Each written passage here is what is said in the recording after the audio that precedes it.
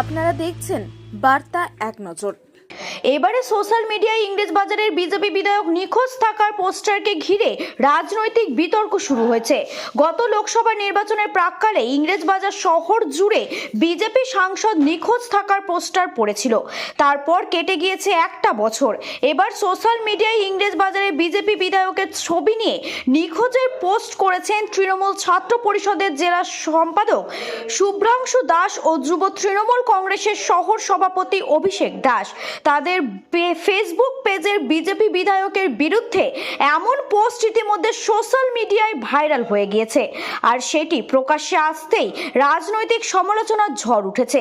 যদিও এই প্রসঙ্গে ইংরেজবাজারের বিজেপি বিধায়ক শ্রীরূপা মিত্র চৌধুরী জানিয়েছেন ওটা একটা ফালতু দল, তাই ফালতু দলের কর্মকাণ্ড নিয়ে আমি কিছু বলতে চাই না।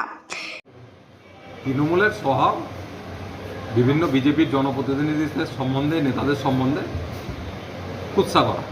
তারা এটা করছে কারণ আমরা সকলেই জানি যে শ্রীরূপা মিত্র চৌধুরীর হাজব্যান্ড কয়েক মাস আগে পরলোক গমন করেছেন এবং তিনি দিল্লিতে থাকতেন। স্বাভাবিকভাবে তার পারিবারিক বিভিন্ন সমস্যা আছে, নতুন সেটআপের ব্যাপার আছে, সেগুলো করতে তিনি কয়েক মাস আসতে পারেননি। সেইটাকে নিয়ে কুৎসা করা এটা খুব জঘন্য ব্যাপার এবং এই রকম তৃণমূলের করা উচিত না। কারণ ব্যক্তিগত কারো ব্যাপার নিয়ে কারো অসুবিধার কারণটাকে রাজনৈতিকভাবে ব্যবহার করা এটা খুব নিন্দাজনক। আমরা এটা নিন্দা জানাচ্ছি। ইংরেজবাজার বিধানসভা কেন্দ্রের যে বিধায়িকা, তাকে রোজকার জীবনে সাধারণ মানুষ কখনোই দেখতে পায় না, কোনো দরকারেই তাকে পাওয়া যায় না, এমনকি একটা সামান্য ক্যারেক্টার সার্টিফিকেটের জন্য তাকে খুঁজে পাওয়া যায় না। এই জন্য আমরা এর আগেও তার নামে থানায় একটা মিসিং ডায়েরি করেছিলাম। ওই জন্য আমরা আবার সোশ্যাল মিডিয়ায় তার নামে একটা মিসিং পোস্ট করেছি। যেহেতু সাধারণ মানুষ তাকে খুঁজে পায় না, ওই জন্য সাধারণ মানুষ মনে করছে যে তিনি হয়তো হারিয়ে গেছেন, তাই আমরা তার নামে একটা মিসিং পোস্ট সোশ্যাল মিডিয়ায় করেছি। এমনিতেও সাধারণ মানুষ তাকে ভোট পাখি বলে ডাকে, যেহেতু ভোট আসলেই তাকে দেখা যায়, অন্যান্য সময় তাকে রাস্তাঘাটে খুঁজে পাওয়া যায় না। আবার ভোট আসছে, হয়তো এর মধ্যেই তিনি আবার মালদায় পা রাখবেন। এই জন্য আমরা এই মিসিং পোস্ট ফেসবুক সোশ্যাল মিডিয়ায় পোস্ট করেছি।